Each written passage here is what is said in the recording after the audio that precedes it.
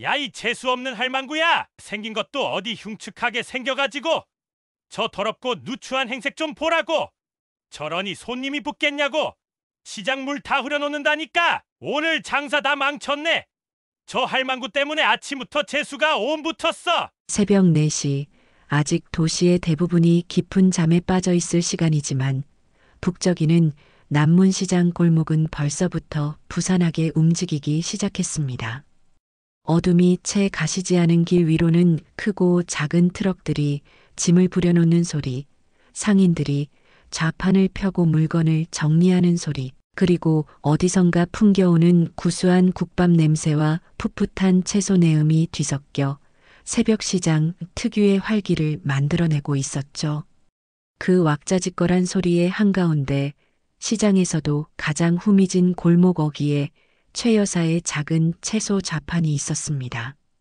올해 70을 갓 넘긴 최 여사는 이 시장에서 30년 넘게 채소 장사를 해온 터줏대감 아닌 터줏대감이었어요.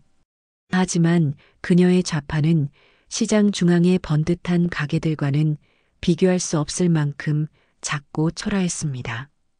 낡고 삐걱거리는 나무 좌판 위에는 그녀가 밤새 직접 다듬고 씻어놓은 시금치, 열무, 풋고추 같은 푸성기들과 손수 만든 손두부 면모가 전부였지요. 그녀는 매일 새벽 다른 상인들보다 1시간은 먼저 시장에 나와 자신의 작은 공간을 쓸고 닦았습니다. 마치 성스러운 의식이라도 치르듯 그녀는 좌판 구석구석을 마른 행주로 닦아내고 가져온 채소들을 정성스럽게 진열하기 시작했습니다. 이슬이 채 마르지 않은 푸릇한 시금치는 보기 좋게 한 단씩 묶어 가지런히 놓고 통통하게 살이 오른 열무는 먹음직스럽게 다듬어 광주리에 담았습니다. 그녀의 주름지고 거친 손길은 느렸지만 그 안에는 자신이 파는 물건에 대한 깊은 애정과 자부심이 담겨 있었습니다. 오늘도 우리 아가들 좋은 주인 만나러 가야지. 그녀는 진열을 마친 채소들을 흐뭇하게 바라보며 혼잣말처럼 중얼거렸습니다. 그녀에게 이 작은 좌판은 평생을 지탱해온 삶의 무게이자 유일한 희망이었습니다. 최 여사는 오늘도 어김없이 집에서 직접 싸온 작은 보온병에서 따뜻한 보리차를 한 모금 마시고는 좌판 뒤 작은 간이의자에 허리를 폈습니다. 아직 동이 트려면 멀었지만 벌써부터 등줄기에는 식은 땀이 송골송골 맺혔지요. 사실 그녀의 몸은 이미 성한 곳이 거의 없었습니다. 젊은 시절 남편을 여의고 홀로 외아들 철민을 키우며 안 해본 고생이 없었으니까요. 밤낮 없이 식당 허드렛 일부터 공사장 막일까지 닥치는 대로 일하며 아들을 남부럽지 않게 키워냈지만 그 대가로 그녀의 몸에는 성한 관절 하나 남아있지 않았습니다. 특히 비가 오거나 날이 궂은 날이면 쑤시고 아픈 허리와 무릎 때문에 밤잠을 설치기 일쑤였죠. 그래도 그녀는 단 하루도 시장에 나오지 않은 날이 없었습니다. 아들 철민이가 이제는 어엿한 사업가가 되어 매달 두둑한 용돈을 보내주겠다고 해도 그녀는 한사코 거절했습니다. 아니다, 아들아. 어미는 아직 일할 힘이 있다. 내 손으로 벌어먹고 살아야 마음이 편하지. 어찌 내 신세만 지고 살겠느냐. 그것은 그녀의 마지막 남은 자존심이자 삶의 방식이었습니다. 그녀는 이 작은 좌판에서 사람들과 부대끼며 살아가는 것이 좋았습니다.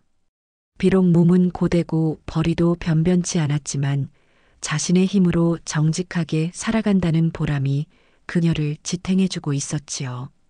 해가 중천에 떠오르며 시장 안은 점차 손님들로 북적이기 시작했습니다. 하지만 최 여사의 좌판이 있는 골목은 여전히 한산한 편이었어요. 목 좋은 자리는 이미 크고 번듯한 가게들이 차지하고 있었고 그녀처럼 작고 힘없는 상인들은 시장의 가장자리로 밀려나기 마련이었습니다.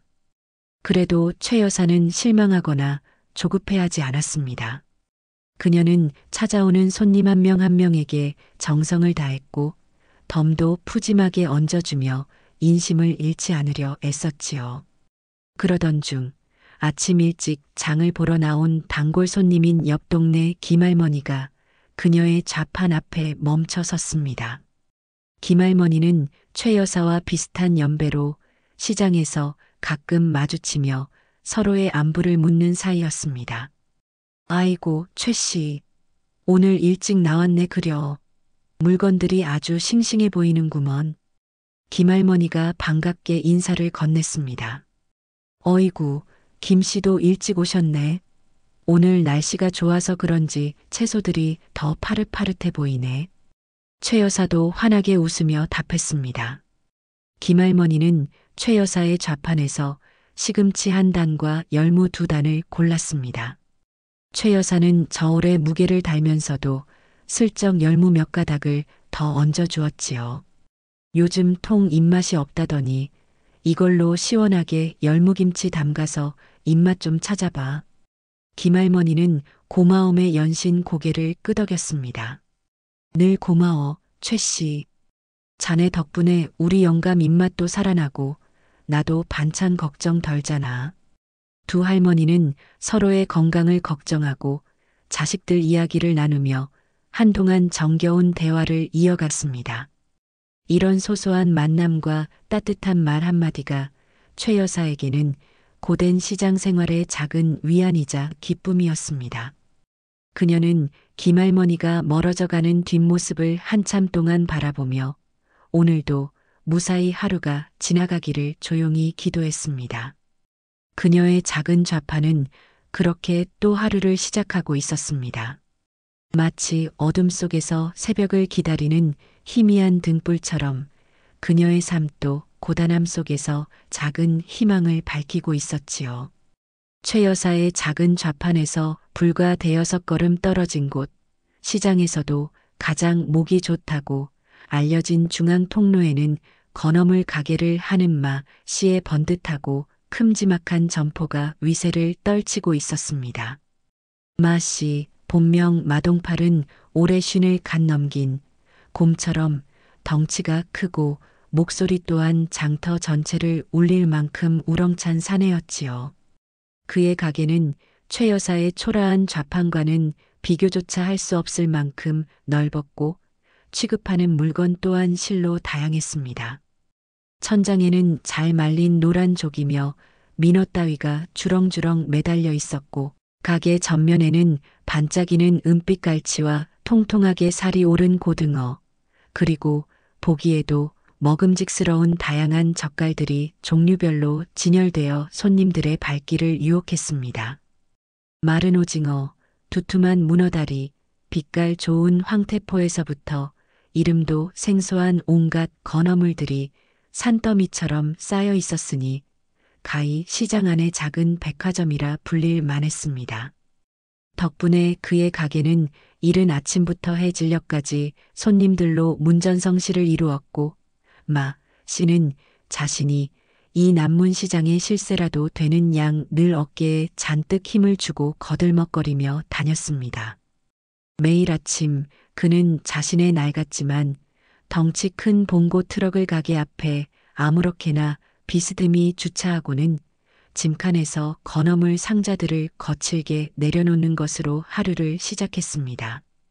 그때마다 그의 입에서는 우렁찬 고함 소리와 함께 욕지거리가 터져나왔죠. 야, 이 새끼들아. 눈깔 똑바로 안 뜨고 뭐 하는 거야? 물건 상하는 거 안 보여? 월급 받아 처먹는 값 좀 해라, 이놈들아. 그는 가게에서 일하는 두어 명의 젊은 아르바이트생들을 마치 자기 집머슴 부리듯 험하게 다루었고 그들은 마 씨의 불호령에 찍소리 한번 못하고 죽어라 집만 날라야 했습니다. 손님을 대하는 태도 또한 이중적이었습니다. 돈푼께나 있어 보이는 차림의 손님에게는 간이라도 빼줄 것처럼 살갑게 굴며 온갖 아양을 떨다가도 행색이 초라하거나 값을 깎으려는 손님에게는 언제 그랬냐는 듯 싸늘하게 돌변하여 A씨 살 거 아니면 그냥 가죠. 바빠 죽겠는데 어디서 흥정질이야. 라며 면박을 주기 일쑤였습니다. 그의 이런 아나무인격 태도와 거친 입담은 시장 상인들 사이에서도 악명이 자자했지만 워낙 장사 수완이 좋고 시장 번영의 임원까지 맡고 있었기에 누구 하나 감히 그에게 싫은 소리를 하거나 맞서는 사람은 없었습니다. 그저 뒤에서 저 망할 놈의 맛이 오늘도 또 시작이네.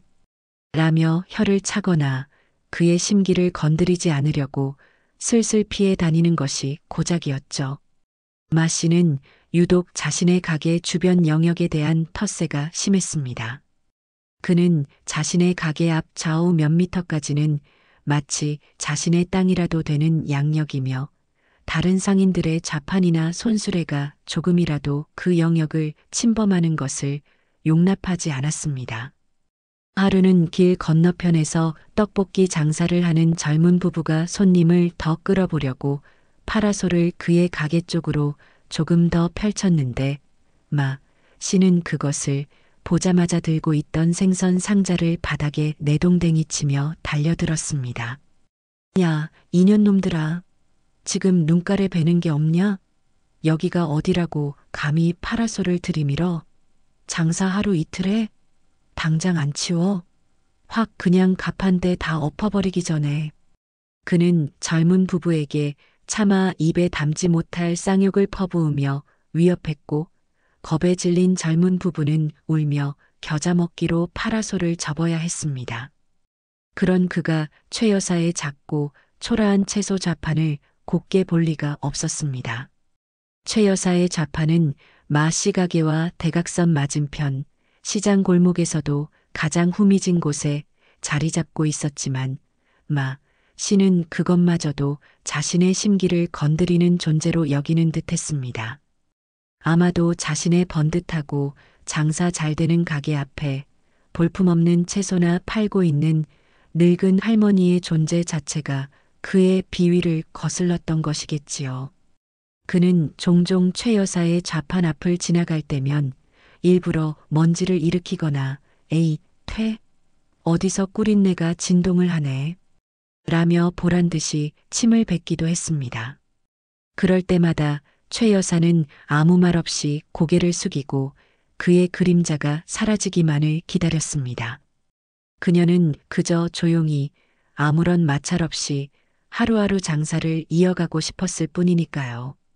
그녀의 소박한 바람은 그러나 마 씨의 오만함 앞에서 곧 산산조각 날 운명이었습니다. 그날도 여느 때처럼 시장은 장을 보러 나온 사람들로 북적였습니다. 최 여사의 좌판에도 오랜만에 손님 서너 명이 모여들어 그녀가 정성껏 다듬어 놓은 봄나물을 고르고 있었죠. 마침 마 씨 가게에서 값비싼 굴비를 한 두름 살까 말까 망설이던 한 중년 부인이 최 여사 좌판의 싱싱한 냉이를 보고는 발길을 돌려 최 여사에게 다가왔습니다. 할머니, 이 냉이 한 봉지에 얼마예요? 아주 실하고 좋네요. 최 여사가 네, 한 봉지에 3,000원입니다. 오늘 아침에 막 해온 거라 향도 좋고 맛도 좋아요. 라고 상냥하게 대답하자 그 부인은 어머, 싸고 좋네. 이걸로 오늘 저녁에 된장국 끓여 먹어야겠어요. 라며 냉이 2봉지를 사갔습니다. 마 씨는 자신의 가게에서 거의 살 뻔했던 손님을 최 여사에게 빼앗겼다고 생각했는지 잔뜩 일그러진 얼굴로 최 여사를 노려보았습니다. 그의 눈에는 감히 내 손님을 가로채? 하는 듯한 분노와 저 할망구가 또 내 신경을 건드려? 하는 듯한 짜증이 역력했지요. 그는 성큼성큼 최 여사의 좌판으로 다가왔습니다. 그의 험악한 기세에 최 여사에게 나무를 사려던 다른 손님들은 슬금슬금 자리를 피했습니다. 최 여사는 불길한 예감에 가슴이 두근거렸지만 애써 태연한 척하며 그를 맞이하려 했습니다. 마 사장님, 어쩐 일로? 하지만 그녀의 말이 채 끝나기도 전에 마 씨의 우렁찬 고함 소리가 시장 골목을 뒤흔들었습니다. 야, 이 할망구야. 너 지금 나랑 한번 해보자는 거냐? 여기가 어디라고 감히 내 손님을 빼돌려? 장사 하루 이틀에? 이 구역 장사 룰도 몰라. 이년아. 그의 입에서는 거침없이 쌍욕이 튀어나왔습니다. 최 여사는 당황하여 어쩔 줄 몰라 하며 떨리는 목소리로 대답했습니다. 아니, 마 사장님, 그게 무슨 말씀이세요? 저는 그냥 손님이 오셔서 물건을 팔았을 뿐인데요. 하지만 마 씨는 최 여사의 말을 들으려 하지도 않았습니다. 그는 이미 이성을 잃은 듯 최 여사의 좌판을 발로 걷어차며 행패를 부리기 시작했습니다. 닥쳐. 어디서 말대꾸야. 너 같은 싸구려 채소 장수 때문에 우리 시장 물 다 흐려지는 거 몰라? 어디서 더럽고 꿀인내 나는 물건 팔면서 손님들 현혹하고 지랄이야. 그는 최 여사가 아침부터 정성껏 다듬어 놓은 푸성기들을 발로 짓밟고 손두부가 담긴 그릇을 엎어버리기까지 했습니다. 최 여사의 눈에는 절망과 분노의 눈물이 핑 돌았습니다. 그녀의 작은 좌판과 평화롭던 일상이 한순간에 물의 배의 횡포 앞에 무참히 짓밟히고 있었습니다. 아니, 이보시오, 마 사장. 지금 이게 무슨 행패요? 남의 귀한 물건을 이렇게 망쳐놓으면 어쩌자는 거요? 최 여사는 더 이상 참지 못하고 울분이 터져나오는 목소리로 항의했습니다. 평생을 남에게 싫은 소리 한 번 못하고 살아온 그녀였지만 자신의 분신과도 같은 채소들이 저렇게 짓밟히는 것을 보니 도저히 가만히 있을 수가 없었지요. 하지만 마 씨는 그녀의 항변에 코웃음을 치며 더욱 악랄하게 나왔습니다. 뭐, 귀한 물건? 이까짓 풀떼기 쪼가리가 뭐가 그리 귀하다고 개거품을 물어? 할망구가 진짜 노망이 들었나 보네. 그리고 어디서 감히 눈을 똑바로 뜨고 나한테 대들어? 내년 오늘 아주 뼈도 못 추리게 만들어줄까? 그는 험악한 얼굴로 최 여사에게 한 걸음 더 다가서며 위협적으로 소리쳤습니다. 그의 커다란 덩치와 험악한 인상에 최 여사는 저도 모르게 뒷걸음질 쳤습니다. 주변에는 어느새 구경꾼들이 잔뜩 몰려들어 이 광경을 지켜보고 있었습니다. 하지만 그들 중 누구 하나 선뜻 나서서 마 씨를 말리거나 최 여사를 셔틀는 사람은 없었습니다. 그들은 그저 안타까운 눈빛으로 혹은 호기심 어린 눈빛으로 이 무자비한 현장을 방관하고 있을 뿐이었죠. 마 씨는 그런 구경꾼들의 시선을 오히려 즐기는 듯 더욱 의기양양하게 최 여사를 몰아붙였습니다. 잘 봐도 이 시장에서 나 마동파리한테 잘못 보이면 어떻게 되는지. 이 할망구처럼 장사고 뭐고 다 말아먹고 길바닥에 나앉게 되는 거라고. 알았어? 그는 최 여사의 밭에서 직접 키워 내놓은 애호박 하나를 집어들어 바닥에 내동댕이 치며 소리쳤습니다. 애호박은 둔탁한 소리를 내며 깨졌고 그 파편은 최 여사의 마음처럼 산산조각 났습니다. 마 씨의 악행은 거기서 그치지 않았습니다. 그는 이제 최 여사의 인격 자체를 모독하기 시작했습니다. 에이 신발, 진짜 재수없는 할망구 같으니라고. 생긴 것도 어디 흉측하게 생겨가지고 저 더럽고 누추한 행색 좀 보라고. 저러니 손님이 붙겠냐고. 시장 물 다 흐려놓는다니까 진짜. 그는 최 여사가 새벽부터 정성껏 다듬어 입고 나온 비록 낡았지만 깨끗했던 옷차림마저 비웃으며 침을 탁 뱉었습니다. 그리고는 최 여사의 좌판에 놓여있던 물뿌리개를 집어들어 안에 든 물을 그녀의 채소 위로 아무렇게나 뿌려버렸습니다. 어디서 흙먼지 풀풀 날리는 더러운 채소 팔아먹을 생각 마. 손님들 배탈이라도 나면 내가 책임질 거야. 이 무식한 할망구야. 그의 말 한마디 한마디는 날카로운 칼이 되어 최 여사의 가슴을 난도질했습니다. 최 여사는 온몸이 사시나무 떨리듯 떨렸습니다. 평생 이렇게까지 심한 모욕과 수모를 셔틀 본 적은 단 한 번도 없었습니다. 너무나 분하고 억울해서 당장이라도 마 씨의 멱살이라도 잡고 싶었지만 그녀에게는 그럴 힘도 용기도 없었습니다. 눈에서는 뜨거운 눈물이 쉴 새 없이 흘러내렸지만 그녀는 입술을 깨물고 흐느낌 소리조차 내지 않으려 애썼습니다. 여기서 무너지면 정말 저 악당 같은 인간에게 지는 것이라고 생각했기 때문이지요. 하지만 그녀의 작은 어깨는 이미 감당하기 힘든 슬픔과 분노의 무게로 한없이 처져 있었고 금방이라도 쓰러질 것처럼 위태로워 보였습니다. 그녀는 흩어진 채소들을 떨리는 손으로 하나하나 주워 담기 시작했습니다. 흙먼지가 묻고 발자국에 짓밟힌 채소들을 보니 마치 자신의 처지가 그것들과 같다는 생각에 더욱 서러움이 북받쳐 올랐습니다. 다른 상인들은 여전히 침묵으로 이 모든 상황을 지켜보고 있었습니다. 몇몇은 보다 못해 고개를 돌리거나 자리를 피했고 몇몇은 안타까운 표정으로 혀를 찼지만 그뿐이었습니다. 그 누구도 감히 마 씨의 횡포를 막아서려 하지 않았죠. 그들의 무관심과 방관은 마 씨의 악행을 더욱 부추겼고 최 여사를 더욱 깊은 고립감과 절망 속으로 몰아넣었습니다. 마 씨는 최 여사가 묵묵히 채소를 줍는 모습을 보고도 분이 다 풀리지 않았는지 마지막으로 악담을 퍼붓고는 의기양양하게 자신의 가게로 돌아갔습니다. 에이, 신발. 오늘 장사 다 망쳤네, 망쳤어. 저 할망구 때문에 아침부터 재수가 옴붙었어. 당장 그 더러운 좌판 걷어치우고 2번 다시 내 눈앞에 얼씬도 하지 마. 알았어? 다음에 또 내 눈에 띄면 그땐 이 정도로 안 끝날 줄 알아.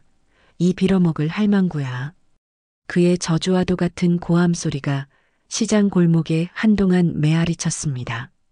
마 씨가 사라진 후에도 최 여사는 한참 동안 그 자리에 멍하니 서 있었습니다. 주변 사람들의 동정 어린 시선과 안타까운 수군거림이 그녀의 가슴을 더욱 아프게 찔렀습니다. 그녀는 더 이상 장사를 계속할 기분도 힘도 남아있지 않았습니다. 억지로 참고 있었던 눈물이 이제는 걷잡을 수 없이 흘러내렸지요. 그녀는 묵묵히 남은 좌판을 정리하고 망가진 채소들을 광주리에 쓸어 담아 평소보다 훨씬 일찍 장사를 접고 집으로 향했습니다. 힘없이 터덜터덜 걸어가는 그녀의 뒷모습은 오늘따라 유난히 더 작고 초라해 보였습니다. 그날 밤 최 여사는 밤새도록 잠 못 이루고 어두운 방 안에서 홀로 흐느껴 울었습니다. 마 씨에게 당한 씻을 수 없는 수모와 모욕감, 그리고 아무도 자신을 도와주지 않았다는 처절한 외로움이 그녀의 여린 마음을 병들게 하고 있었습니다. 그녀는 이 길고 어두운 밤이 영원히 끝나지 않을 것만 같은 깊은 절망감에 휩싸였습니다. 며칠 동안 최 여사는 몸져 누워 끙끙 앓았습니다. 밥도 제대로 넘기지 못하고 밤에는 마 씨의 험악한 얼굴과 막말이 떠올라 악몽에 시달리기까지 했지요. 그녀는 이 일을 외아들 철민에게만큼은 알리고 싶지 않았습니다. 아들이 알게 되면 불같이 화를 내며 당장이라도 시장으로 달려올 것이 뻔했고 그러면 일이 더 커질 수 있다고 생각했기 때문입니다. 철민은 평소에는 더없이 효심 깊고 다정한 아들이었지만 한번 화가 나면 그 누구도 말릴 수 없는 불같은 성격을 지니고 있었습니다. 더구나 그가 지금 어떤 일을 하고 있는지 어렴풋이나마 짐작하고 있었기에 섣불리 아들을 자극하고 싶지 않았습니다. 하지만 세상에 비밀은 없는 법일까요? 매주 주말이면 잊지 않고 어머니에게 안부 전화를 걸어오는 철민의 예리한 감각을 최 여사는 미처 생각하지 못했습니다. 그날 저녁에도 어김없이 철민에게서 전화가 걸려왔습니다. 최 여사는 아무 일 없었다는 듯 최대한 밝고 명랑한 목소리를 쥐어짜내 아들의 전화를 받았습니다. 어이구, 우리 아들 전화했구나. 엄마는 괜찮다마다.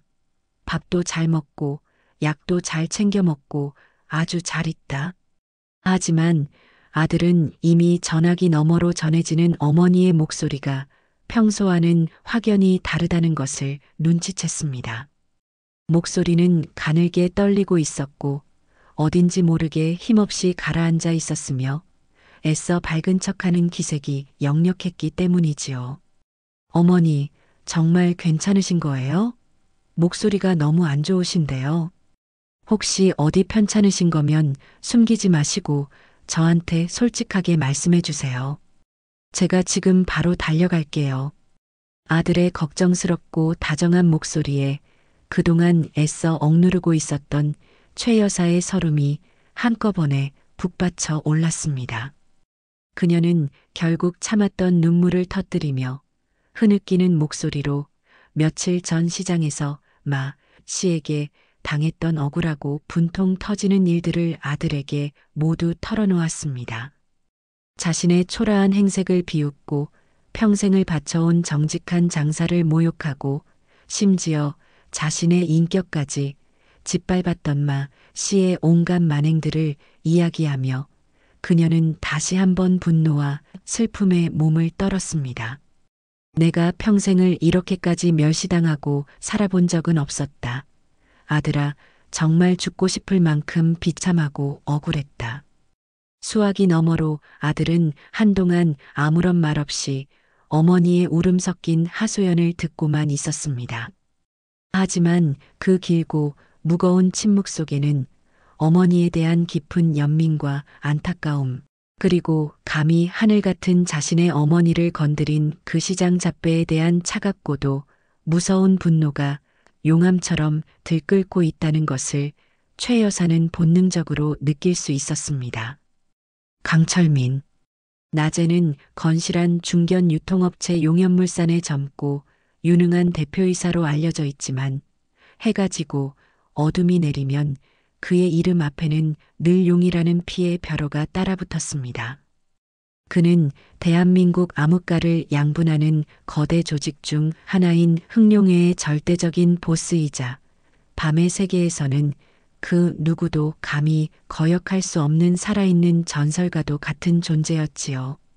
그의 사무실은 강남 테헤란로의 가장 높은 빌딩 최상층, 화려한 야경이 한눈에 내려다 보이는 펜트하우스에 자리하고 있었습니다. 겉보기에는 세련되고 현대적인 최고급 사무 공간처럼 보였지만 그곳은 사실 흑룡회의 모든 비밀스러운 작전과 결정이 이루어지는 심장부였습니다. 방탄유리로 된 창문과 최첨단 보안 시스템은 외부의 어떤 위협도 완벽하게 차단했고 내부에는 그의 명령이라면 목숨이라도 기꺼이 바칠 수 있는 정예 조직원들이 그림자처럼 그를 보좌하고 있었죠. 그는 그곳에서 전국 각지에 뻗어있는 조직망을 통해 실시간으로 올라오는 정보를 취합하고 조직의 명운을 좌우하는 중요한 결정들을 내렸습니다. 그의 판단은 칼날처럼 냉철했고 그의 명령은 한치의 오차도 없이 신속하고 정확하게 실행되었습니다. 그는 피도 눈물도 없는 냉혹한 전략가이자 동시에 조직원들에게는 절대적인 카리스마와 신뢰를 받는 의리 있는 보스로 알려져 있었습니다. 하지만 그런 그에게도 세상 무엇과도 바꿀 수 없는 단 하나의 아킬레스건이 있었으니 그것은 바로 이 세상에 단 하나뿐인 그의 어머니 최 여사였습니다. 그에게 어머니는 어둡고 험한 길을 걸어가는 자신을 지탱해주는 유일한 빛이자 그가 반드시 지켜야 할 마지막 성역과도 같은 존재였던 것입니다. 어머니와의 통화를 마친 강철민의 얼굴은 평소의 냉정함을 넘어 마치 시베리아의 겨울 바람처럼 싸늘하게 굳어 있었습니다. 그의 검고 깊은 눈동자 속에서는 검붉은 불꽃이 이글거리며 금방이라도 모든 것을 태워버릴 듯한 무서운 분노가 소용돌이치고 있었죠. 감히 이 세상 그 누구도 함부로 손댈 수 없는 자신의 어머니를 시장 바닥에 미천한 잡배 따위가 건드렸단 말인가. 그는 책상 위에 인터폰 버튼을 눌러 자신의 오른팔이자 흥룡회의 2인자인 행동대장 조태수를 호출했습니다. 잠시 후 온몸에서 살기가 느껴지는 칼날처럼 날카로운 인상의 조태수가 회장실 안으로 들어와 그의 앞에 허리를 굽혔습니다. 부르셨습니까, 형님? 강철민은 창밖으로 펼쳐진 현란한 도시의 야경을 응시하며 얼음장보다 더 차가운 목소리로 명령을 내렸습니다. 남문시장 건어물 가게 주인 마동팔이라는 자가 있다. 그놈에 대해 지금 당장 샅샅이 조사해라. 그놈의 집 주소, 가족관계, 거래처, 자금 흐름, 평소 행실, 숨겨둔 약점까지 모조리 다. 먼지 한 톨이라도 놓치지 말고 깨끗하게 털어서 24시간 안에 내 책상 위에 보고서를 올려. 그의 목소리는 낮고 조용했지만 그 안에 담긴 섬뜩한 분노의 무게는 방 안의 공기를 얼어붙게 만들 정도였습니다. 조태수는 강철민의 눈빛만 보고도 이번 일이 얼마나 심각한 사안인지, 그리고 앞으로 어떤 피바람이 불어닥칠지 직감하고 즉시 단호하게 대답했습니다. 네, 형님. 즉시 처리하겠습니다. 그놈은 어떻게 처리할까요? 강철민은 잠시 침묵하다가 입가에 섬뜩하리만치 잔인한 미소를 희미하게 지으며 말했습니다. 아니, 아직 직접 손댈 필요는 없다. 우선 그놈이 얼마나 더럽고 추악한 인간인지, 얼마나 많은 사람들에게 피눈물을 흘리게 하며 살아왔는지부터 확실하게 파악해야지. 그리고 복수는 아주 천천히, 그리고 지독하게 고통스러운 방식으로 해줄 생각이다. 그놈이 자신의 발밑이 어떻게 서서히 무너져 내리는지, 하루하루 숨통이 조여오는 공포 속에서 절망하게 만들어야 하니까. 감히 내 어머니께서 흘리신 눈물, 그 대가를 그놈은 자신의 모든 것을 걸고 피눈물로 갚게 될 것이다. 그의 마지막 말에는 상대의 존재 자체를 지워버릴 듯한 서리빨 같은 냉혹함과 결연한 의지가 담겨 있었습니다. 이제 시장통 건어물 가게 마동팔의 운명은 바람 앞에 등불처럼 위태롭게 흔들리기 시작했습니다. 밤의 세계를 지배하는 제왕, 용의 피 맺힌 분노가 그를 향해 서서히, 그리고 거침없이 움직이기 시작한 것입니다. 강철민, 아니 용의 분노는 차갑고도 신속하게 마 씨의 일상 속으로 스며들기 시작했습니다. 그는 자신의 어머니가 겪었던 수모를 생각하면 당장이라도 마 씨를 찾아가 그 오만한 면상을 갈아엎고 싶었지만 섣부른 행동은 오히려 어머니를 더 불안하게 만들 수 있다는 것을 잘 알고 있었죠. 복수는 뜨겁게 시작하되 과정은 냉철하고 결과는 처절해야 한다는 것이 그의 지론이었습니다. 그는 자신의 방대한 조직망을 이용해 마 씨 스스로가 무엇 때문에 이런 일들이 벌어지는지 전혀 눈치채지 못하도록 아주 사소하고 일상적인 불운들이 그의 주변을 맴돌게 만들었습니다. 첫 번째 불운은 마 씨가 가장 중요하게 생각하는 물건에서부터 시작되었습니다. 그는 매일 새벽 동해안에서 갓 잡아 올린 싱싱한 활어와 질 좋은 건어물을 공급받는 것에 큰 자부심을 가지고 있었습니다. 그의 가게 물건이 시장에서 최고라는 소문도 다 그 덕분이었지요. 그런데 며칠 전부터 그 자랑거리인 공급망에 이상한 균열이 생기기 시작했습니다. 평소에는 칼같이 시간을 지키던 활어 운반 트럭이 아이고, 마 사장님, 정말 죄송합니다. 오늘 새벽에 고속도로에서 타이어가 터지는 바람에 꼼짝없이 발이 묶였습니다. 오늘은 물건 못 넣어드릴 것 같네요. 라며 약속된 시간에 나타나지 않는 일이 발생했습니다. 마 씨는 전화기에 대고 길길이 날뛰며 욕을 퍼부었지만 어쩔 도리가 없었죠. 그는 부랴부랴 다른 거래처에 연락해봤지만 갑자기 물건을 구하기는 하늘의 별 따기였습니다. 결국 그날 그는 싱싱한 화로 없이 장사를 시작해야 했고 단골 손님들에게 오늘 물건이 왜 이 모양이야? 라는 핀잔을 들어야 했습니다. 이런 일은 한두 번이 아니었습니다. 며칠 뒤에는 그가 가장 공들여 관리하는 최고급 영광굴비 세트를 납품하는 업체에서 연락이 왔습니다. 마 사장님, 큰일 났습니다. 어젯밤 저희 냉동 창고에 정전 사고가 있어서 굴비 상태가 좀 안 좋아졌습니다. 이번 물량은 도저히 납품해 드릴 수가 없게 됐어요. 정말 면목 없습니다. 마 씨는 뒷목을 잡고 쓰러질 지경이었습니다. 명절 대목을 앞두고 가장 잘 팔리는 상품이었는데 이런 어처구니 없는 사고로 물건을 받지 못하게 되다니요. 그는 공급업체 사장에게 전화해서 온갖 쌍욕을 퍼부으며 당장 손해배상을 하라고 윽박질렀지만 돌아오는 것은 저희도 피해가 막심합니다. 천재지변이나 마찬가지인데 어쩌겠습니까? 라는 무기력한 답변뿐이었습니다. 마 씨는 분을 사귀지 못하고 가게 안을 씩씩거리며 돌아다녔습니다. 부르는 물건 공급에만 그치지 않았습니다. 그가 매일 아침 가게 문을 열고 장사를 시작하기 위해 사용하는 가게 앞 공간, 즉 시장에서 가장 목이 좋은 자리에 밤사이 누가 버렸는지 모를 온갖 잡동사니들이 쌓여 있는 일이 반복되었습니다. 어떤 날은 옆 채소 가게에서 나온 듯한 썩은 배추 더미와 빈 상자들이 산더미처럼 쌓여 있었고 어떤 날은 고장난 손수레와 찢어진 비닐 포대들이 길을 막고 있었습니다. 또 어떤 날에는 어디서 가져왔는지 모를 건축 폐기물 시멘트 부스러기, 깨진 벽돌, 낡은 목재 따위가 그의 가게 입구를 떡하니 가로막고 있었지요. 마 씨는 아침마다 이 쓰레기 더미들과 씨름을 해야 했습니다.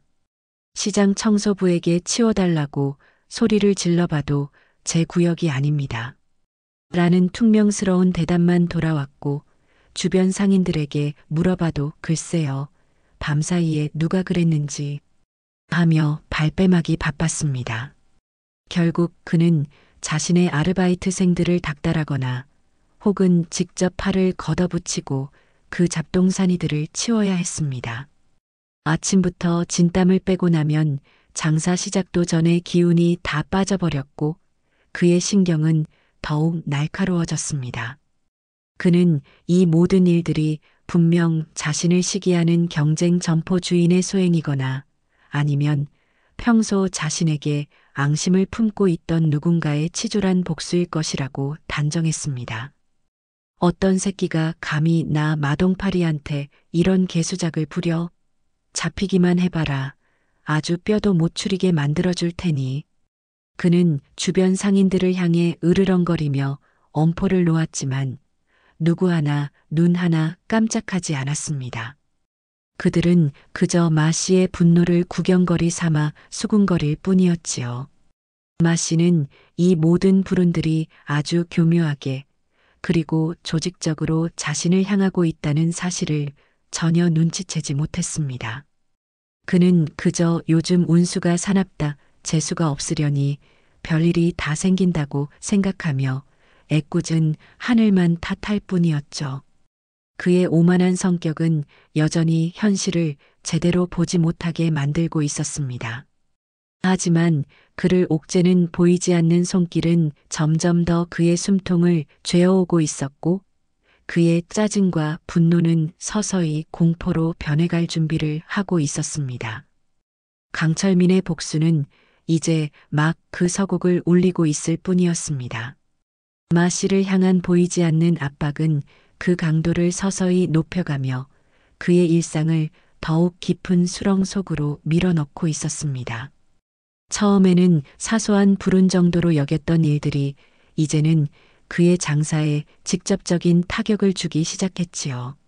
하지만 그는 여전히 그 원인을 외부에서 찾으려 애쓰며 자신의 오만함이 불러온 재앙의 그림자를 감지하지 못하고 있었습니다.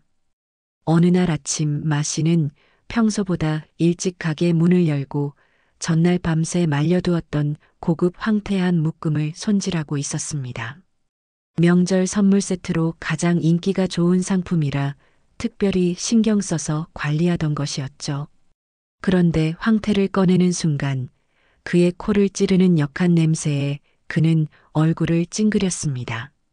자세히 살펴보니 황태 일부가 마치 물에 불었다가 다시 마른 것처럼 푸석푸석해져 있었고 군데군데 검푸른 곰팡이까지 슬어 있었습니다.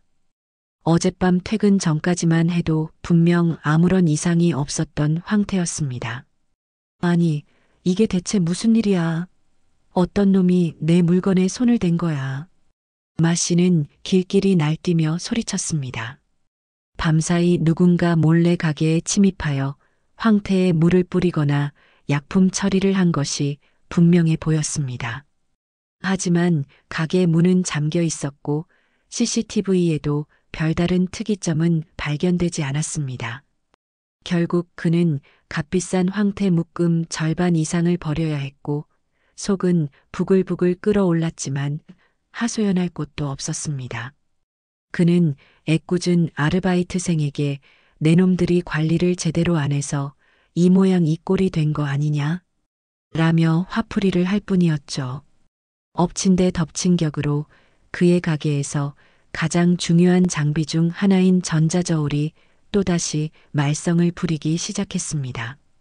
지난번에도 한바탕 소동을 치르고 새 것으로 바꾼 지 얼마 되지도 않았는데 이번에는 무게가 제멋대로 늘었다 줄었다 하며 정확한 측정이 불가능했습니다. 특히 손님이 몰리는 점심시간이나 저녁 장보기 시간에 이런 일이 발생하자 손님들과의 실랑이가 끊이지 않았습니다. 아니 사장님, 아까는 1kg이라더니 지금은 왜 900g밖에 안 나와요? 이거 일부러 속여 팔려는 거 아니에요?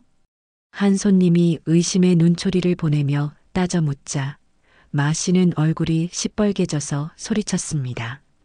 뭐요? 내가 당신 같은 사람한테 그까짓 100g 가지고 사기 칠 사람으로 보여? 이 저울이 고장나서 그런 거 아니오. 그는 저울을 바닥에 내동댕이 치며 분노를 터뜨렸지만 손님들의 불신은 쉽게 가라앉지 않았습니다. 결국 그 손님은 에이 더러워서 안 사. 라며 가버렸고 그 광경을 지켜보던 다른 손님들도 하나둘씩 발길을 돌렸습니다. 마 씨는 망연자실한 표정으로 깨진 저울과 텅 빈 가게를 번갈아 바라보며 깊은 한숨을 내쉴 뿐이었습니다. 이런 크고 작은 악재들이 반복되면서 마 씨의 가게를 찾는 단골 손님들의 발길도 눈에 띄게 줄어들기 시작했습니다. 물건의 질이 예전 같지 않다는 소문, 저울을 속여 판다는 의심, 그리고 무엇보다 마 씨의 거칠고 신경질적인 태도에 질린 손님들이 하나둘씩 등을 돌린 것이죠. 물론 여기에는 시장 주변에 배치된 강철민의 조직원들이 은근슬쩍 마 씨 가게에 대한 부정적인 소문을 퍼뜨리거나 손님들의 발길을 다른 곳으로 유도하는 보이지 않는 작업도 한몫했습니다. 마 씨는 줄어드는 매출에 초조함을 느꼈지만 그 원인을 자신의 문제에서 찾기보다는 여전히 주변 환경이나 경쟁자 탓으로 돌렸습니다. 요즘 경기가 안 좋아서 그래. 아니면 저 앞집 생선가게 놈이 또 할인 행사를 해서 손님들을 다 뺏어가는 거야. 그는 자신의 가게를 찾는 손님들에게 더욱 강압적으로 물건을 강매하려 하거나 억지 할인을 내세우며 호객 행위를 했지만 그런 행동은 오히려 손님들에게 반감만 살 뿐이었습니다. 이처럼 장사가 뜻대로 되지 않고 스트레스가 극에 달하자 마 씨의 분노는 다시 가장 만만하다고 생각하는 최 여사에게로 향했습니다. 그는 최 여사의 작은 좌판이 자신의 장사를 방해하고 불운을 가져온다고 굳게 믿는 듯 했습니다. 그는 최 여사의 좌판 앞을 지나갈 때마다 더욱 노골적으로 시비를 걸고 행패를 부렸습니다. 야 할망구, 내년 때문에 내 장사가 이 모양 이 꼴이야. 어디서 재수 없는 기운을 풍기고 지랄이야. 그는 최 여사가 정성껏 쌓아 올린 채소 더미를 발로 툭 쳐서 무너뜨리거나 일부러 그녀의 좌판 앞에 침을 뱉고 지나갔습니다. 심지어는 자신의 가게에서 나온 쓰레기를 최 여사의 좌판 옆에 보란 듯이 던져놓기도 했죠. 최 여사는 그런 그의 야만적인 행동에 치를 떨었지만 더 큰 봉변을 당할까 두려워 아무런 저항도 하지 못하고 그저 묵묵히 당하고만 있어야 했습니다. 그녀의 가슴 속에는 억울함과 분노가 차곡차곡 쌓여가고 있었고 그 깊은 한숨은 매일 밤 그녀를 괴롭히는 악몽으로 이어졌습니다. 하지만 그녀는 알지 못했습니다. 그녀가 흘리는 눈물 한 방울 한 방울이 그녀의 아들 강철민의 복수심을 더욱 뜨겁게 불태우고 있다는 사실을 말입니다. 마 씨의 오만한 횡포는 이제 곧 처절한 대가를 치르게 될 운명이었습니다. 계속되는 불응과 장사부진에 마 씨의 신경은 쇠약해질 대로 쇠약해져 있었습니다. 그는 밤에는 잠을 제대로 이루지 못했고 낮에는 사소한 일에도 쉽게 짜증을 내거나 주변 사람들에게 고함을 치기 일쑤였죠. 그의 거칠고 불안정한 모습에 단골 손님들은 물론이고 함께 일하던 아르바이트생들마저 하나둘씩 그의 곁을 떠나갔습니다. 이제 그의 가게는 예전에 활기 넘치던 모습은 온데간데 없이 을씨년스럽고 썰렁한 분위기마저 감돌았습니다. 그러던 어느 날부터인가 마 씨는 자신의 가게 주변을 어슬렁거리는 정체불명의 사내들이 있다는 것을 느끼기 시작했습니다. 그들은 한두 명이 아니었습니다. 검은색 정장을 말끔하게 차려입었지만 어딘지 모르게 험악하고 날카로운 인상을 풍기는 서너 명의 사내들이었죠. 그들은 물건을 사는 것도 아니면서 아침부터 저녁까지 마 씨의 가게 건너편이나 골목 어귀에 마치 그림자처럼 서서 그의 일거수일투족을 지켜보는 듯 했습니다. 그들은 아무 말도 하지 않았고 어떤 위협적인 행동을 하지도 않았습니다. 하지만 그들의 존재 자체만으로도 마 씨에게는 엄청난 압박감과 공포심을 안겨주기에 충분했습니다. 마치 사냥감을 노리는 맹수처럼 그들의 차갑고 무표정한 시선은 마 씨의 등골을 서늘하게 만들었고 그의 숨통을 조여오는 듯 했습니다. 그는 애써 태연한 척하며 그들의 시선을 외면하려 했지만 등 뒤에서 느껴지는 따가운 시선에 온 신경이 곤두서는 것을 어쩔 수가 없었습니다. 며칠 동안 이런 불길한 감시가 계속되자 마 씨는 더 이상 참을 수가 없었습니다. 그는 시장 상인회 회장을 찾아가 이 정체불명의 사내들에 대해 이야기하며 도움을 요청했습니다. 회장님, 아무래도 이상합니다.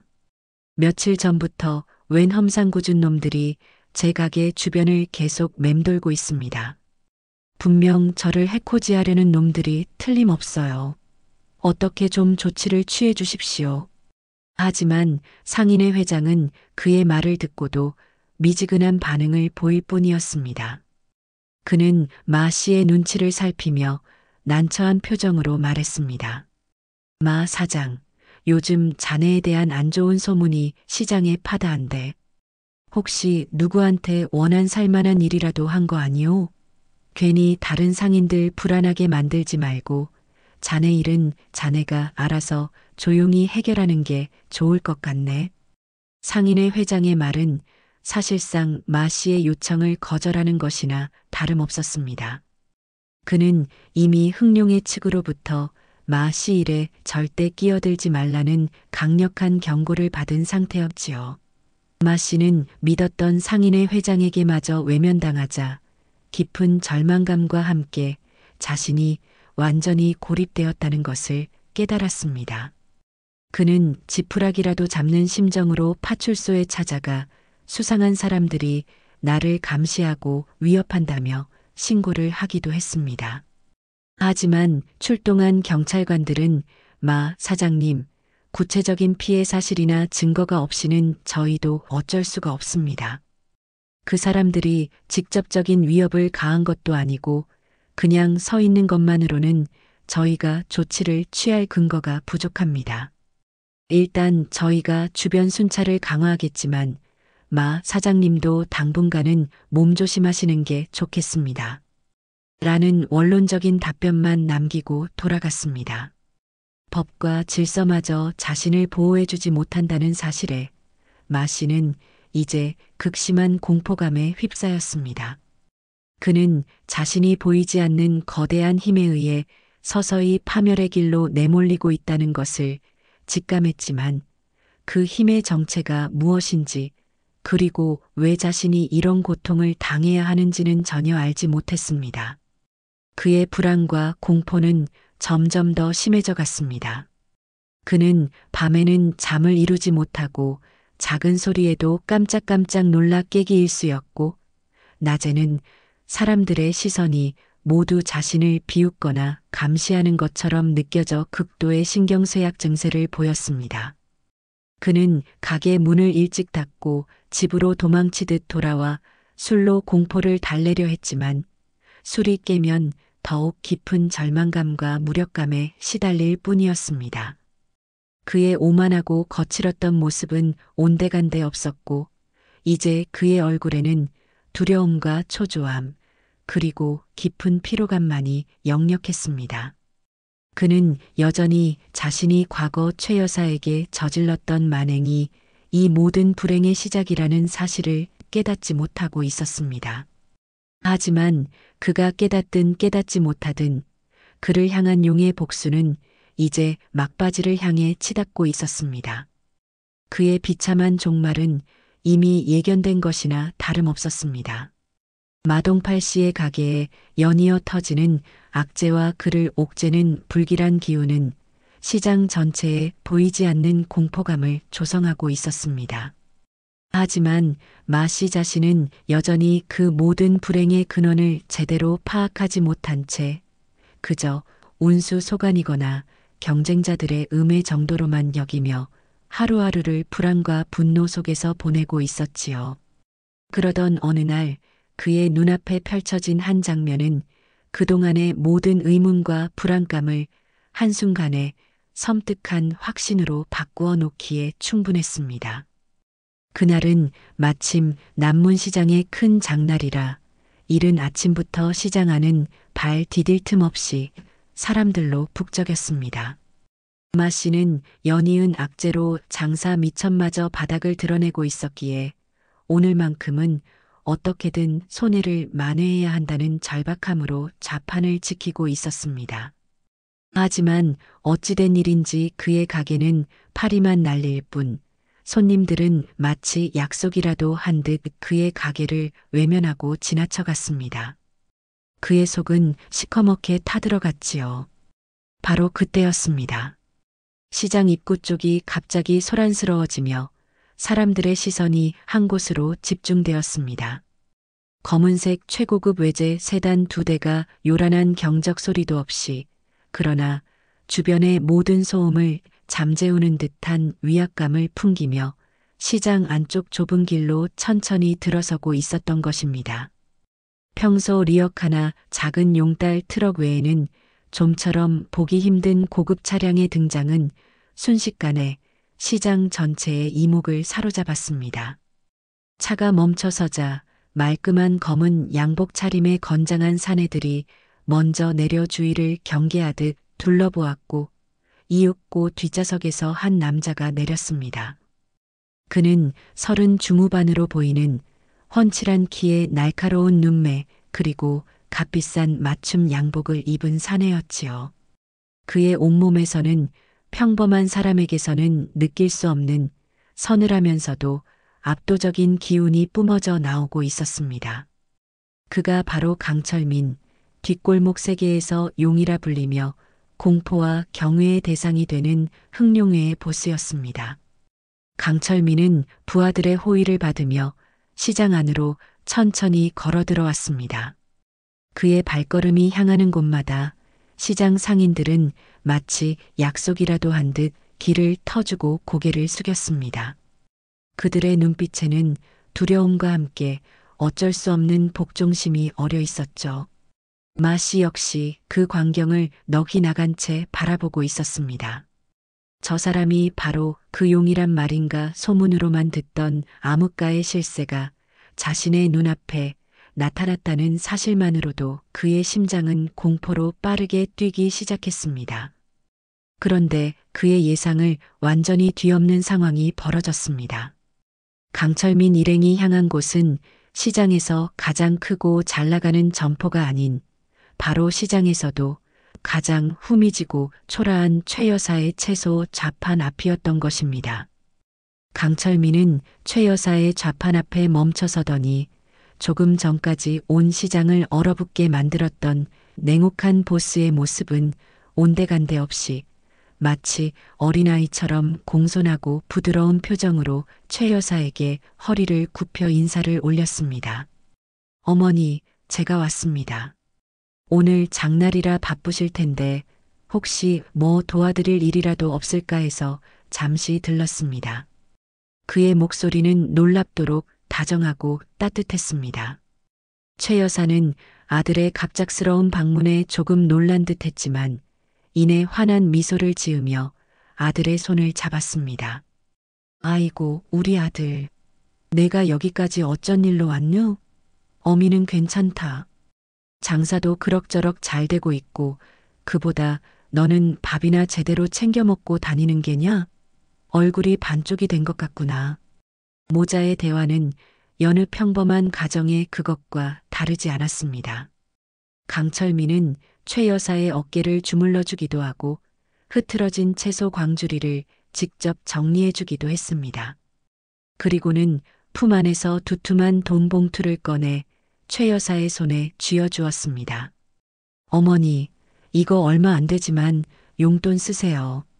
그리고 조만간 제가 좋은 구경도 시켜드리고 맛있는 것도 사드리겠습니다.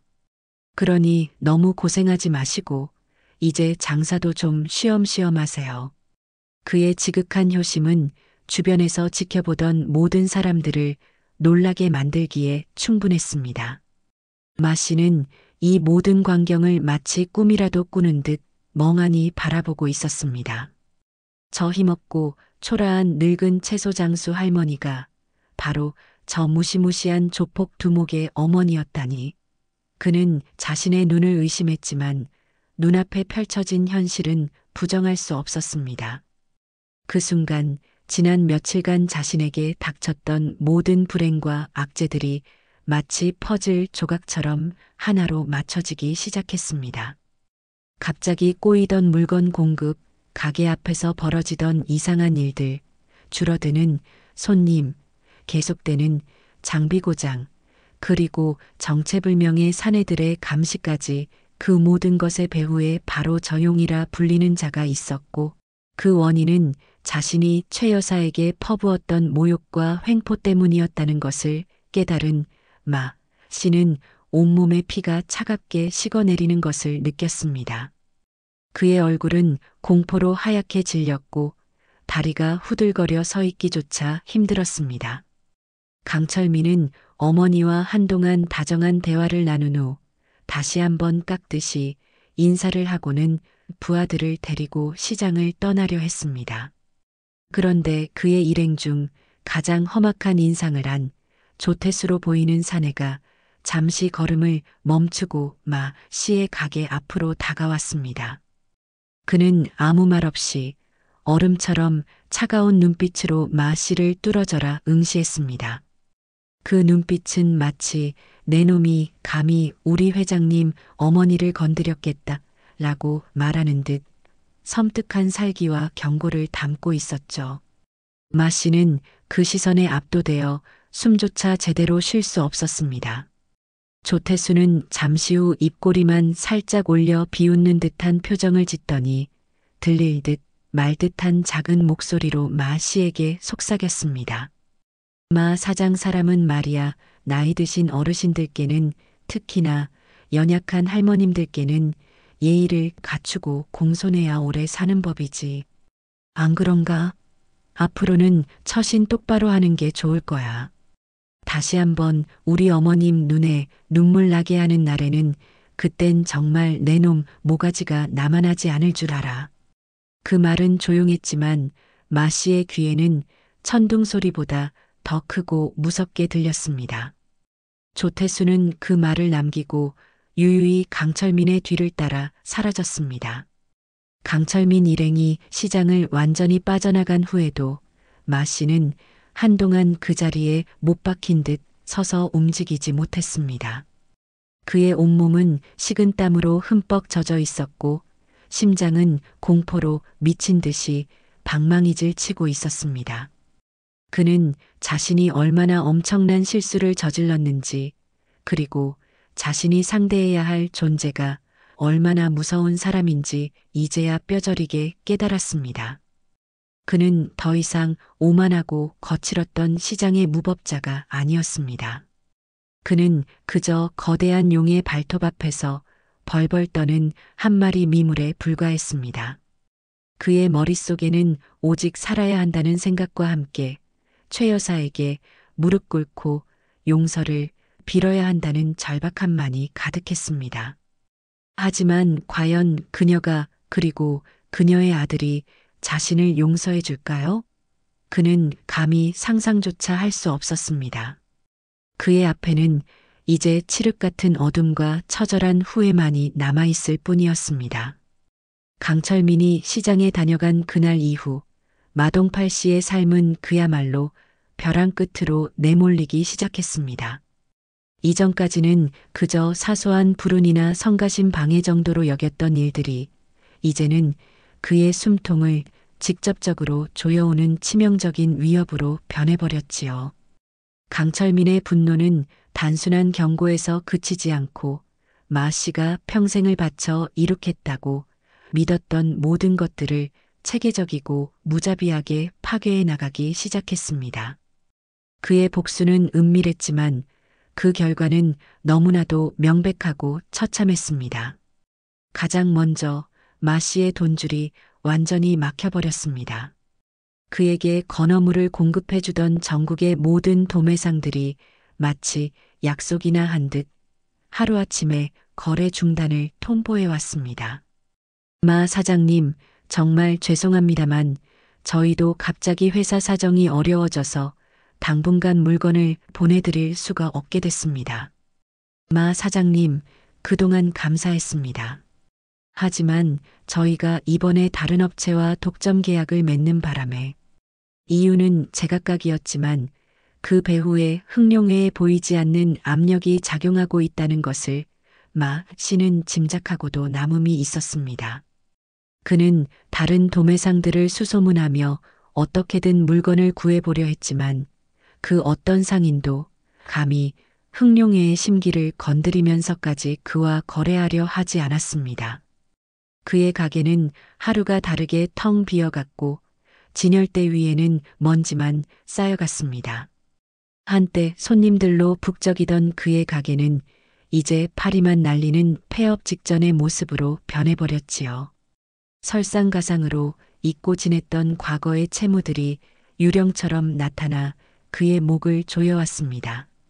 사업 초창기에 급전을 빌렸던 사채업자들이 귀신같이 그의 몰락 소식을 듣고 험악한 인상의 청년들을 대동하고 나타나 당장 원금과 이자를 갚으라고 윽박질렀습니다. 그들은 가게에 드러누워 행패를 부리고 밤늦게 집까지 찾아와 문을 두드리며 그와 그의 가족들을 공포에 떨게 만들었지요. 심지어 그가 사업 확장을 위해 은행에서 대출받았던 자금마저도 은행 측에서 갑자기 그의 신용도 하락과 사업 부실을 이유로 만기 연장을 거부하고 일시 상환을 요구해 왔습니다. 물론 이 모든 일들 역시 강철민의 치밀한 계획 아래 이루어지고 있는 것이었습니다. 그는 마 씨가 더 이상 재기할 수 없도록 그의 모든 경제적 기반을 철저하게 파괴하고 있었던 것입니다. 마 씨는 이제 가게 운영은커녕 당장 가족들의 생계를 걱정해야 할 처지에 놓였고 매일 밤 빚쟁이들의 협박에 시달리며 지옥 같은 시간을 보내야 했습니다. 모든 것을 잃고 벼랑 끝에 몰린 마 씨에게 남은 선택지는 그리 많지 않았습니다. 이대로 야반도주하여 평생을 숨어 살거나 아니면 마지막으로 최 여사에게 매달려 용서를 구하고 그녀의 아들 강철민의 노여움을 푸는 것뿐이었죠. 그는 며칠 밤낮을 고민하고 또 고민했습니다. 도망치는 것은 비겁했고 무엇보다 흥룡회의 정보망을 피할 수 있다는 보장도 없었습니다. 결국 그는 후자를 선택하기로 마음먹었습니다. 비록 죽기보다 더 싫고 치욕스러운 일이었지만 이렇게 비참하게 무너져 내리는 것보다는 어떻게든 살아남아야 한다는 절박함이 더 컸기 때문입니다. 그는 마지막 남은 자존심마저 모두 버리고 최 여사에게 용서를 구하기 위해 남문시장으로 향했습니다. 그날은 마침 장날이라 시장 안은 여느 때처럼 사람들로 북적였습니다. 하지만 마 씨의 발걸음은 그 어느 때보다 무겁고 처절했지요. 그는 초췌한 모습으로 비틀거리며 최 여사의 채소 좌판 앞으로 다가갔습니다. 좌판에는 여전히 최 여사가 아무 일 없었다는 듯 묵묵히 채소를 다듬고 있었습니다. 그녀의 평온한 모습은 마 씨의 비참한 처지와 극명한 대조를 이루며 그의 가슴을 더욱 아프게 찔렀습니다. 그는 최 여사의 좌판 앞에 이르자마자 그대로 시장 바닥에 털썩 무릎을 꿇었습니다. 그리고는 이마가 땅에 닿도록 깊이 엎드려 울부짖기 시작했습니다. 그의 처절한 통곡 소리에 주변 상인들과 손님들의 시선이 순식간에 그에게로 집중되었습니다. 최 여사님, 제가 정말 죽일 놈입니다. 제가 눈이 멀어서, 제가 미쳐서 하늘 같은 최 여사님께 그런 천하에 용서받지 못할 만행을 저질렀습니다. 제 주둥이를 찢어 죽여도 시원찮고 제 팔다리를 잘라내도 할 말이 없는 놈입니다. 부디 이 못난 놈, 이 천하에게만도 못한 놈을 딱 한 번만 용서해 주십시오. 제가 다 잘못했습니다. 제발 아드님께, 용 회장님께 이 마동파리가 마 사장이 아니라 그냥 길바닥에 나뒹구는 개처럼 빌고 있다고 한 번만 살려달라고, 제발 목숨만은 부지하게 해달라고 꼭 좀 말씀 전해 주십시오. 네, 여사님, 제발. 마 씨는 어린아이처럼 엉엉 울며 최 여사의 바짓가랑이라도 붙잡을 듯 애원했습니다. 그의 얼굴은 눈물과 콧물 그리고 흙먼지로 범벅이 되어 있었고 한때 시장을 호령하던 오만한 장사꾼의 모습은 온데간데 없이 사라진 채 오직 살기 위해 발버둥 치는 한 마리 미물의 처절함만이 남아 있었습니다. 최 여사는 무릎 꿇고 용서를 비는 마 씨를 복잡하고도 착잡한 표정으로 말없이 내려다보았습니다.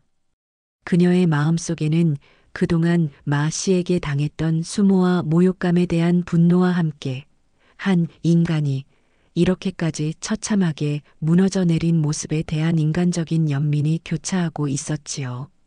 바로 그때 어디선가 나타났는지 강철민이 그의 충직한 부하 조태수를 대동하고 그들 앞에 모습을 드러냈습니다. 그는 여전히 아무런 표정 변화 없이 얼음처럼 차가운 눈빛으로 무릎 꿇은 마 씨를 내려다보고 있었습니다. 시장 사람들은 모두 숨을 죽이고 이 기막힌 광경을 지켜보았고 시장 전체에는 무거운 침묵만이 감돌았습니다. 이제 마 씨의 운명은 오직 최 여사의 입술 끝에 그리고 그녀의 아들 강철민의 결정에 달려 있었습니다. 그의 처절한 사죄가 과연 용서받을 수 있을지 아니면 더 큰 파멸을 불러올지는 아무도 예측할 수 없었습니다. 시장 바닥에 납작 엎드려 울부짖는 마동팔 씨와 그를 싸늘하게 내려다보는 강철민, 그리고 그 사이에서 침묵하고 있는 최 여사. 숨막히는 정적 속에서 모든 이들의 시선은 최 여사에게로 향했습니다. 그녀의 입에서 어떤 말이 나오느냐에 따라 마 씨의 남은 운명이 결정될 것이기 때문이었지요. 최 여사는 한참 동안 아무 말 없이 마 씨를 내려다보았습니다. 그녀의 눈빛에는 분노도 통쾌함도 아닌 그저 깊이를 알 수 없는 슬픔과 인간적인 연민만이 담겨 있는 듯 했습니다. 평생을 정직하게 살아온 그녀에게 한 인간이 이렇게까지 비참하게 무너져 내리는 모습을 보는 것은 결코 유쾌한 일이 아니었습니다.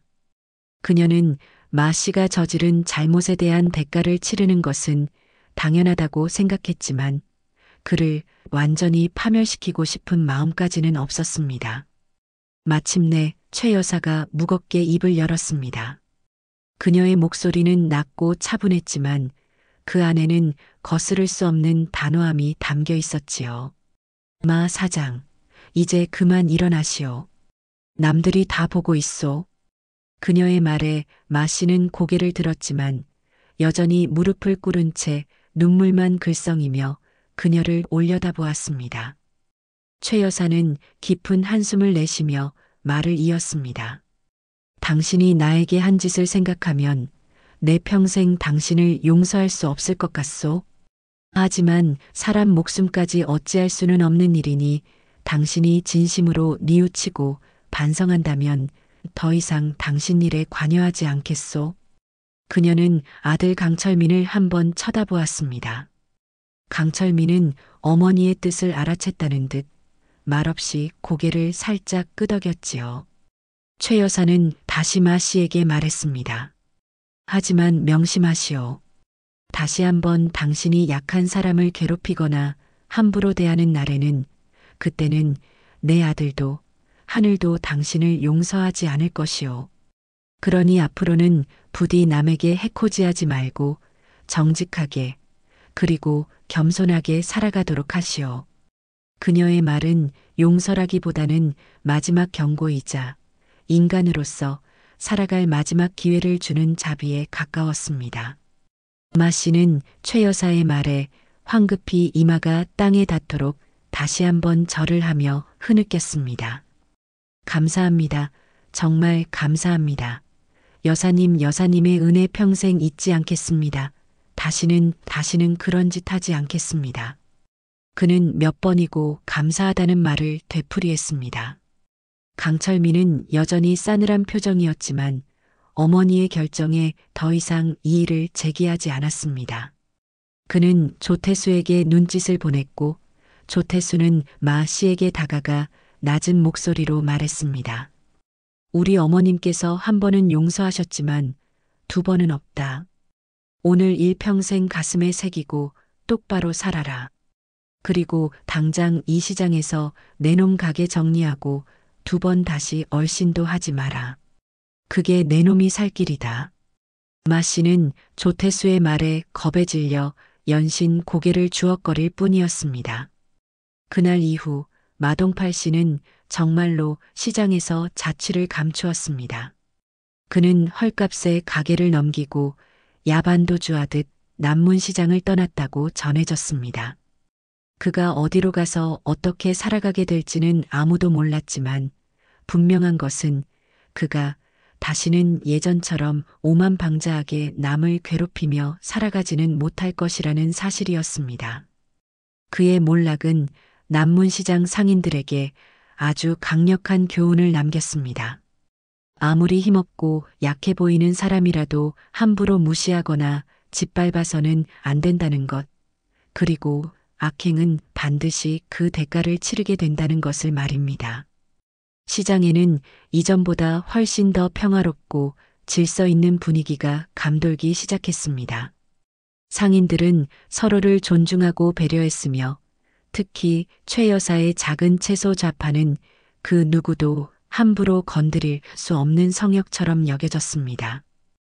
다른 상인들은 이제 최 여사를 보면 멀리서도 깍듯이 인사를 했고 때로는 그녀의 무거운 짐을 들어주거나 따뜻한 음료를 건네며 친절을 베풀기도 했습니다. 최 여사는 여전히 예전처럼 작은 좌판에서 묵묵히 채소를 팔았지만 이제 그녀의 얼굴에는 그늘 대신 평온하고 온화한 미소가 가득했습니다. 그녀는 더 이상 시장에 힘없는 늙은이가 아니었습니다. 그녀는 모든 상인들의 존경과 보호를 받는 시장의 어진 어른으로 거듭난 것입니다. 시간이 흘러 어느덧 해질녘이 되었습니다. 시장은 파장 분위기로 어수선했고 최 여사도 남은 채소들을 정리하며 집으로 돌아갈 채비를 하고 있었습니다. 바로 그때 강철민이 약속이나 한 듯 다시 어머니의 좌판 앞에 나타났습니다. 이번에는 수행원도 없이 값비싼 양복 대신 편안한 평상복 차림이었죠. 그는 아무 말 없이 어머니의 남은 짐을 챙겨 들고 허리가 아픈 어머니를 부축했습니다. 어머니, 오늘 장사는 어떠셨어요? 힘드시지는 않으셨고요? 그의 목소리는 세상 누구보다 다정하고 따뜻했습니다. 응, 괜찮았다, 아들아. 오늘따라 손님들도 많았고 다들 나한테 어찌나 친절하게 대해주는지 내 덕분이다. 최 여사는 아들의 손을 잡으며 고마움과 사랑이 담긴 눈빛을 보냈습니다. 모자는 나란히 시장 골목을 빠져나와 집으로 향하는 버스 정류장으로 걸어갔습니다. 서쪽 하늘은 마치 수줍은 새색시의 볼처럼 붉고 아름답게 물들어가고 있었고 그 눈부신 저녁 노을은 모자의 길고도 다정한 그림자를 아스팔트 바닥 위에 길게 드리웠습니다. 그 그림자 속에서 한때 밤의 세계를 호령하며 공포의 대상이었던 용 강철민의 모습은 찾아볼 수 없었습니다. 그의 날카롭던 눈매는 온화하게 풀려 있었고 굳게 다물었던 입가에는 희미하지만 따뜻한 미소가 어려 있었지요.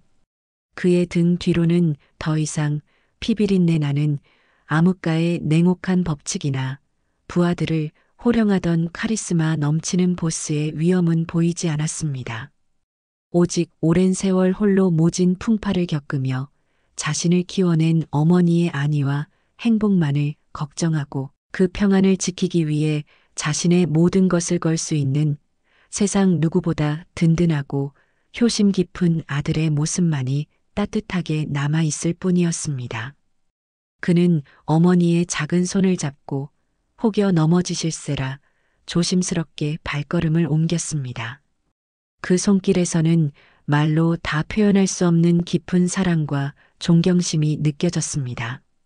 시장 골목에 고즈넉이 내려앉는 저녁의 평화로운 풍경처럼 나란히 걸어가는 모자의 모습은 보는 이의 마음까지 잔잔하게 울리는 깊은 감동과 함께 긴 여운을 남기고 있었습니다.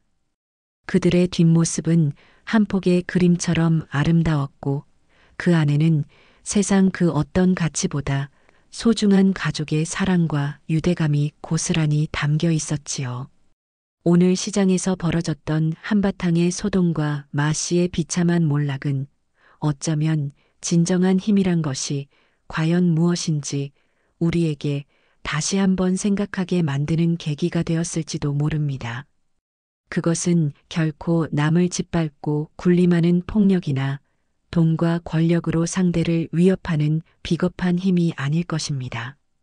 진정한 힘은 자신의 소중한 것을 지키고자 하는 간절한 마음, 불의에 맞서 정의를 바로 세우려는 용기, 그리고 무엇보다 서로를 아끼고 사랑하며 보듬어 안으려는 따뜻한 마음 속에서 비롯된다는 것을 오늘 우리는 최 여사와 그녀의 아들 강철민의 모습을 통해 똑똑히 확인할 수 있었습니다. 그 굳건하고도 아름다운 의지가 있었기에 시장의 평화는 되찾아질 수 있었고 한 평생 정직하게 살아온 노인의 눈물은 마침내 기쁨의 미소로 바뀔 수 있었던 것이겠지요. 그들의 조용한 귀갓길 위로 저녁 별들이 하나둘씩 떠오르며 따뜻한 축복을 보내주는 듯 했습니다.